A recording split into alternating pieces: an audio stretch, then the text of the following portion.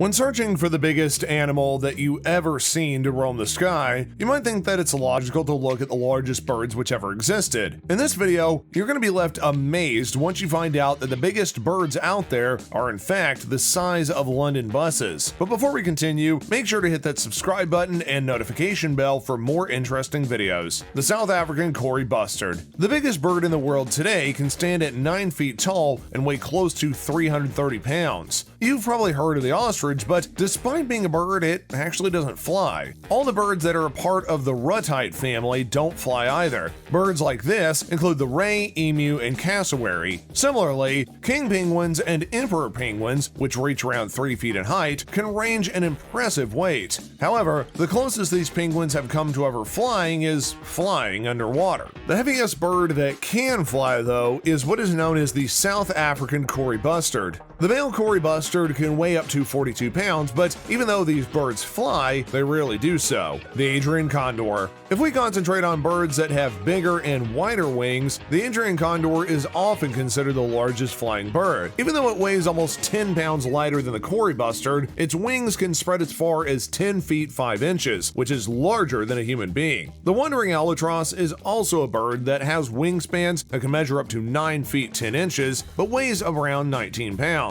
It's the only bird that exists today that holds the longest wingspan record for birds that fly commonly. In human history, the maximum recorded wingspan of a flying bird was 11 feet 10 inches. The fruit bat. The albatross uses wind energy to fly across thousands of miles without ever using too much effort in flapping its wings. This flying method is what is known as dynamic soaring. But of course, birds are not the only animals that are known to have impressive wingspans. Some bats are also known for having outstandingly wide wings. This type of bat is better known as the fruit bat or flying foxes of the tropical. Even though these bats weigh just over 2 pounds, they have a huge wingspan for their body, which is roughly around 6 feet 5 inches. The reason why they're called fruit bats is because they maintain their size due to consuming a diet of only fruits. However, these bats can also eat leaves and drink nectar. Since their wings are too big for them to navigate in trees, they usually stay in the forest canopy. But these wings aren't a burden to fruit bats. They give them the advantage of gliding and flying long distances. The wings even help these flying fruit bats travel an average of 30 miles each night through forest to find food. For these animals, flying is highly useful when it comes to food and even mating with each other. But to find really big giants that can fly, we need to go back in time,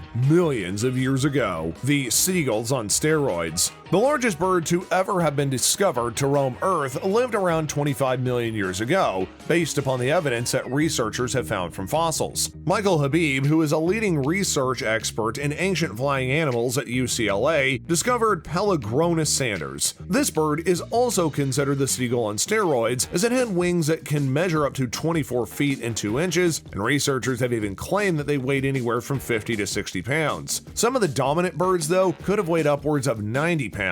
Argentavis was a heavy flying bird, even though it had a shorter wingspan. The remains of these birds were found in Los Angeles near the La Brea tar pits. Scientists suggest that this bird once roamed the Earth around 6 million years ago. Flying reptiles. If we move away from birds for a second and jump even further back in time, we would end up meeting with the parasaurs. These species weren't exactly birds, but rather reptiles that had the power to fly considerable distances. Some of them even flew on a grand scale. Its scientific name is Quetzalcoatlus northrop, which is named after the Mesoamerican feathered serpent god. This flying reptile lived around 70 million years ago, and its wings could be as wide as 34 feet. Scientists have discovered that other flying reptiles of that era were similar in size. These reptiles would have weighed around 444 to 560 pounds. So, to just put that in perspective, these animals had wings longer than a London bus and weighed as much as an upright piano. Colin Palmer from the University of Bristol, located in the UK, had estimated that the maximum wingspan of these birds can go up to 36 feet based on fossil records and the aerodynamic theory. The researcher has also added that even though the fossil evidence is good from scaling up the wingspan and comparing it to other bird fossils, they're still kind of patchy and need more research conducted. Scientists have claimed that some of the largest parasaurs to ever exist can flap their wings continuously, so researchers suggested that these flying reptiles may have had a similar flying style to the condors we know today. Because because these are very large animals, they can sustain continuous flapping and mostly fly using different energy sources like thermals, wind gradients, and an underpowered flying method. Many birds that have a larger size must also use their legs as takeoff before flying, and even as a way to control their landing. But the moment that they are flying, their big legs are only an extra weight that they need to carry around, while their wings do the majority of the hard work. Big birds that fly long distances need a lot of extra power in their chest rather than excess baggage of the legs. This explains the ungainly leading of the swans and wing-beating noisy takeoffs that they do. Parasaurs are thought to have been using the same takeoff method for both flying and pushing themselves from the ground with their forelimbs, and the same muscle power to keep flying for several miles.